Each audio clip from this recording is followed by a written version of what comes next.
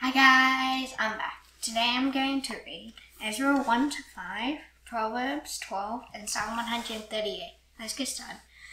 In the first year of Cyrus, king of Persia, that the word of the Lord by the mouth of Jeremiah might be fulfilled, the Lord stirred up the spirit of Cyrus, king of Persia, so that he made a proclamation throughout all his kingdom and also put it in writing. Thus says Cyrus, king of Persia, the Lord, the God of heaven, has given me all the kingdoms of the earth, and he has charged me to build for him a house at Jerusalem, which is in Judah. Whoever is among you of all his people, may his God be with him, and let him go up to Jerusalem, which is in Judah, and rebuild the house of the Lord, the God of Israel. He is the God who is in Jerusalem, and let each survive in whatever place he sojourns, be assisted by the men of his place with silver and gold, with goods and with beasts, besides freewill offerings for the house of God that is in Jerusalem. Then rose up the heads of the fathers' houses of Judah and Benjamin, and the priests and the Levites, everyone whose spirit God has stirred to go up to rebuild the house of the Lord that is in Jerusalem. And all who were about them aided them with vessels of silver, with gold, with goods, with beasts, and with costly wares, besides all that was freely offered. Cyrus the king also brought out the vessels of the house of the Lord, the Nebuchadnezzar had carried away from Jerusalem and placed in the house of his gods. Cyrus, king of Persia, brought these out in the charge of Mithridates, the treasurer, who counted them out to Sheshbazzar, the prince of Judah. And this was the number of them: 30 basins of gold, 1,000 basins of silver, 29 censers, 30 bowls of gold, 410 bowls of silver, and 1,000 other vessels. All the vessels of gold and silver were 5,400. All these did Sheshbazzar bring up when the exiles were brought up from Babylonia to Jerusalem. Now these were the people of the province who came up out of the captivity of those exiles whom Nebuchadnezzar the king of Babylon had carried captive to Babylonia. They returned to Jerusalem and Judah, each to his own town. They came with Zerubbabel, Jeshua, Nehemiah, Seraiah, Reelaiah, Mordecai, Bilshan, Mispah, Bigvai, Raham, and Baanah, and a number of the men of the people of Israel. The sons of Parosh, 2,172. The sons of Shephatiah, 372. The sons of Ara, 775. The sons of Pahath Moab, namely the sons of Jeshua and Joab, 2,812. The sons of Elam, 1,254. The sons of Zatu, 945. The sons of Zakai, 760. The sons of Bani, 642. The sons of Bebai, 623. The sons of Azgad, 1,222. The sons of Adonikam, 666. And the sons of Bigvai, 2,056. The sons of Aid, 454. The sons of Ater, namely of Hezekiah, 98. The sons of Bezai, 323. The sons of Jorah, 112. The sons of Hashem, 223. The sons of Gibeah, 95. The sons of Bethlehem, 123. The men of Netopher, 56. The men of Anathoth, 128. The sons of Asmaveth, 42. The sons of Kiriath-Aram, Chephirah, and Beeroth, 743. The sons of Ramah and Geba, 621. The men of Michmash, 122. The men of Bethel and Ai, 223. The sons of Nebo, 52. The sons of Magbish, 156. The sons of the other Elam, 1,254. And the sons of Haram, 320. The sons of Lod, Hadid, and Ono, 725. The sons of Jericho, 345. The sons of Sina, 3,630. The priests, the sons of Judah, of the house of Jeshua, 973. The sons of Immer, 1,052. The sons of Pasha, 1,247. The sons of Haram, 1,017. The Levites, the son of Jeshua and Kadmiel, of the sons of Hodavia, 74. The singers, the sons of Asaph, 128. The sons of the gatekeepers, the sons of Shalom, the sons of Ater, the sons of Talmon, the sons of Akab, the sons of Hatita, and the sons of Shobai, in all 139. The temple servants, the sons of Ziha, the sons of Hashapha, the sons of Tabaoth, the sons of Keros, the sons of Siaha, the sons of Padon, the sons of Labanah, the sons of Hagabah, the sons of Akab, the sons of Hagar, the sons of Shamlai, the sons of Hanan, the sons of Gidel, the sons of Gahar, the sons of Raya, the sons of Rezin, the sons of Nikadar, the sons of Gazam, the sons of Uzzah, the sons of Paseah, the sons of Bezai, the sons of Asna, the sons of Meunim, the sons of Nephishim, the sons of Bakbuk, the sons of Hakapha, the sons of Haha, the sons of Bazloth, the sons of Mehidah, the sons of Harsha, the sons of Barkos, the sons of Sisera, the sons of Tema, the sons of Neziah, and the sons of Hatipha, the sons of Solomon's servants, the sons of Sotai, the sons of Hassophereth, the sons of Perudah, the sons of Jaala, the sons of Darkon, the sons of Giddel, the sons of Shephatiah, the sons of Hattil, the sons of Pokereth Hazabaim, and the sons of Abi. All these temple servants and the sons of Solomon's servants were 392. The following were those who came out from Tel Melah, Tel Harsha, Cherub, Adon, and Immer, though they could not prove their fathers' houses or their descent, whether they belonged to Israel. The sons of Delaiah, the sons of Tobiah, and the sons of Nicodo, 652. Those are the sons of the priests, the sons of Habiah, the sons of Hakkoz, and the sons of Barzillai.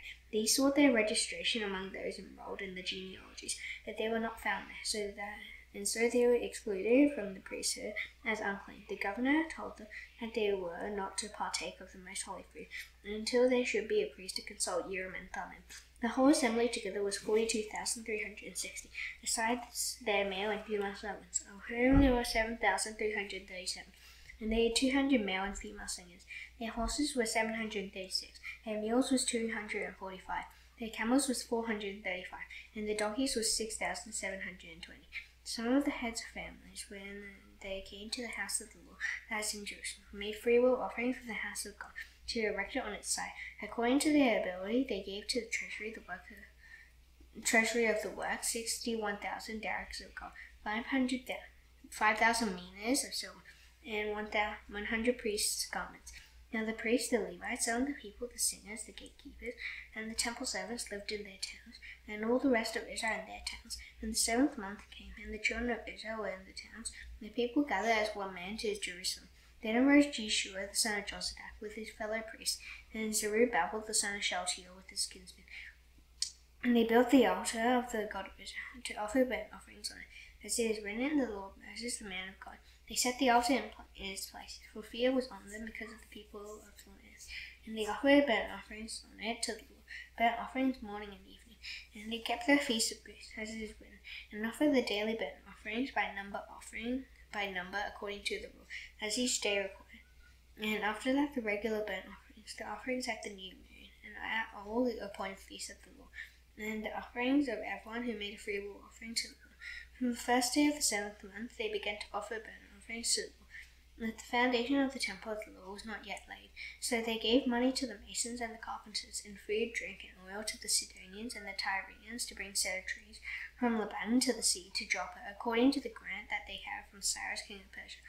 And in the 2nd year after their coming to the house of God at Jerusalem, in the 2nd month, Zerubbabel the son of Shealtiel and Jeshua the son of Jozadak made a beginning, together with the rest of their kinsmen, the priests and the Levites, and all who had come to Jerusalem from the captivity.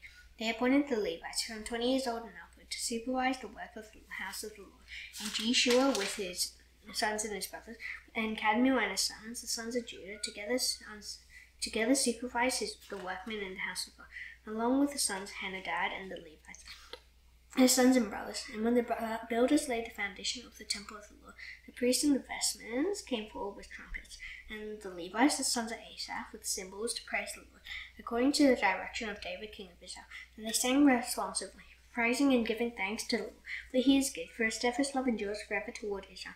And all the people shouted with a great shout when they praised the Lord, because the foundation of the house of the Lord was laid. And many of the priests and Levites and heads of fathers' houses, old men who had seen the first house, wept with a loud voice when they saw the foundation of this house being laid, though many shouted aloud for joy, so that the people could not distinguish the sound of the joyful shout from the sound of the people's weeping. For the people shouted with a great shout, and the sound was heard far away. Now when the adversaries of Judah and Benjamin heard that the returned exiles were building a temple to the God of Ezra, they approached Zerubbabel and the heads of fathers' houses and said to them, Let us build with you, for we worship your God as you do, and we have been sacrificing to him ever since the days of Esarhaddon, the king of Assyria, who brought us here.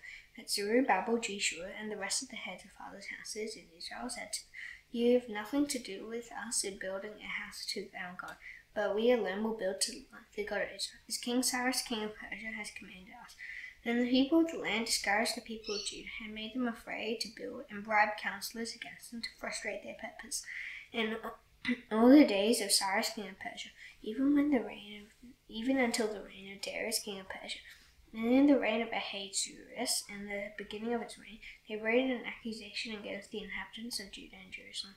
In the days of Artaxerxes, Bishlam and Mithredath and Tabeel and the rest of their associates wrote to Artaxerxes, king of Persia. The letter was written in Aramaic and translated. Raham the commander and Shimshai the scribe wrote a letter against Jerusalem to Artaxerxes the king as follows.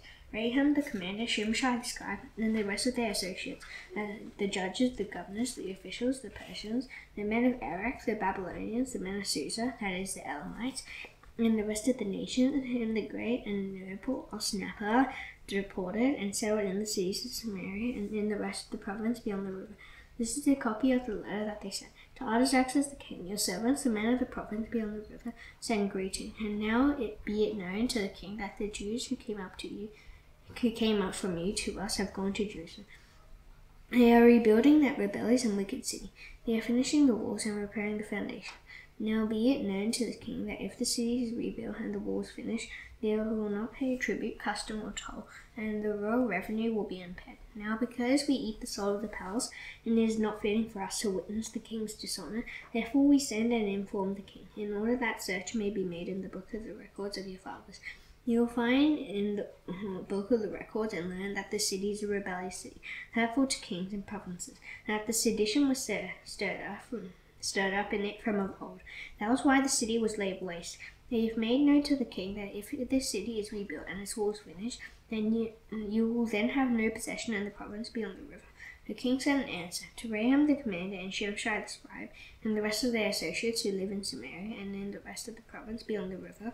Greeting. And now the letter that you sent to us has been plainly read before me. And I made a decree, and search has been made, and it has been found that the city from the world has risen against kings, and that rebellion and sedition has been made in it. And mighty kings have been over Jerusalem, who ruled over the whole province beyond the river, to whom tribute, custom, and toll were paid. Therefore make a decree that these men be made to cease, and that this city may be not rebuilt, until a decree is made by me. And take care not to be slack in this matter, nor should damage grow to the heart of the king. Then, when the copy of King Artaxerxes' letter was read before Raham and Shimshai the scribe and their associates, they went in haste to the Jews at Jerusalem, and by force and power made them cease. Then the work on the house of God, and that is in Jerusalem, stopped, and it ceased until the second year of the reign of Darius king of Persia. Now the prophets Haggai and Zechariah the son of Iddo prophesied to the Jews who were in Judah and Jerusalem, in the name of the God of Israel who was over them. And Zerubbabel the son of Shealtiel and Jeshua the son of Jozadak arose and began to rebuild the house of God that is in Jerusalem. And the prophets of God were with them, supporting them. And at the same time, Tattenai, the governor of the province beyond the river, and Shethar-bozenai and their associates came to them and spoke to them thus: Who gave you a decree to build this house and to finish this structure? They also asked them this: What are the names of the men who are building this building? The eye of their God was on the elders of the Jews, and they did not stop them until the report should reach Darius, and the letter be returned by letter concerning you. This is a copy of the letter that Tattenai, the governor of the province beyond the river, and Shethar-bozenai and his associates, the governors who were in the province beyond the river, sent to Darius the king. They sent them a report, in which was written as follows: To Darius the king, all peace. Be it known to the king that we went to the province of Judah, to the house of the great God. It is being built with huge stones, and timber is laid in the walls. This work goes on diligently and prospers in their hands. Then we asked those elders and spoke to them thus. Who gave you a decree to build this house and to finish this structure? And he also asked them their names for your information, and we might write down the names of their leaders. And this was their And this was their reply to us. We are the servants of God of heaven and earth, and we are rebuilding the house that was built many years ago, which the great king of Israel built and finished. And because our fathers had angered the God of heaven, he gave them into the hand of Nebuchadnezzar, king of Babylon, the Chaldean, who destroyed this house and carried away the people to Babylon, to king of Babylonia. However, in the first year of Cyrus, king of Babylon, Cyrus the king made a decree that this house of God should be rebuilt, and the gold and silver vessels of the house of God, which Nebuchadnezzar had taken out of the temple that was in Jerusalem, and brought into the temple of Babylon. These Cyrus the king took out of the temple of Babylon, and they were delivered to one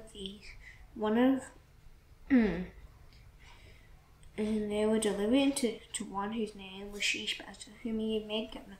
And he said to him, "Take these vessels, go and put them into the temple that's in Jerusalem, and let the house of God be rebuilt on its site." Then the C.Jun came and laid the foundations of the house of God that is in Jerusalem. And from that time until now, it has been in building, and it is not yet finished. Therefore it seems good to the king that search be made in the royal archives there in Babylon, to see where a decree was issued by Cyrus the king of the rebuilding of the house of God in Jerusalem, and let the king send us his pleasure in this matter. Proverbs 12.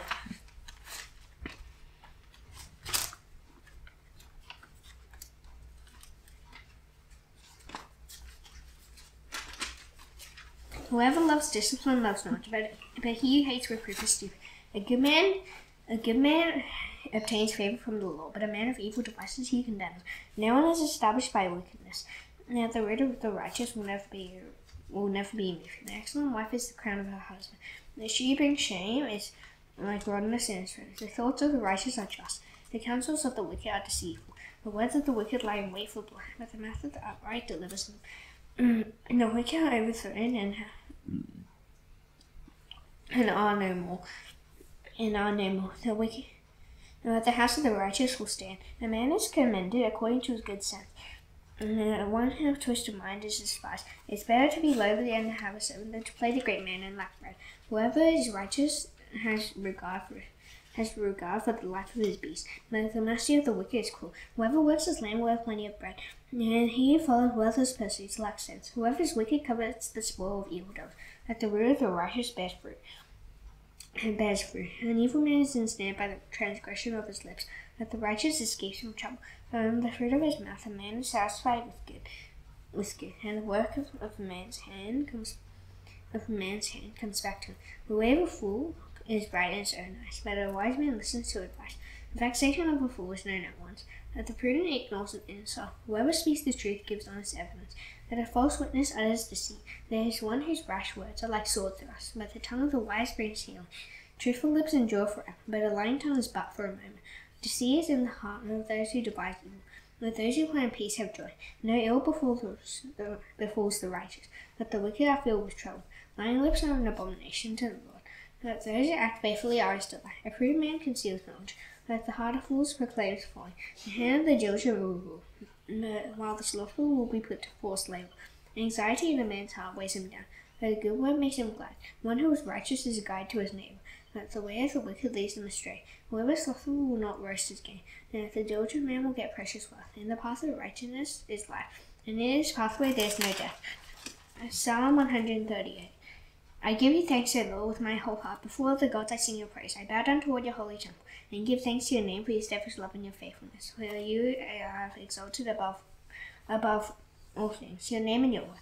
On the day I called, you answered me. My strength of soul you increase. All the kings of the earth shall give you thanks, O Lord, for they have heard the words of your mouth, and they shall sing of the ways of the Lord. For great is the glory of the Lord. Although the Lord is high, he regards the lowly. The haughty he knows from afar. Though I walk in the midst of trouble, you preserve my life. You stretch out your hand against the wrath of my enemies, and your right hand delivers me. Your Lord will fulfill his purpose for me. Your steadfast love, O Lord, endures forever. Do not forsake the work of your hands. Now this done, I shall now do the Lord's Prayer. Please bow your heads. Our Father in heaven, hallowed be your name. Your kingdom come, your will be done on earth as it is in heaven. Give us today our daily bread. Forgive us our debts, as you also forgive our debtors. Lead us not into temptation, but deliver us from the evil one. For yours is the kingdom, and the power, and the glory forever. Amen. See you tomorrow. Bye.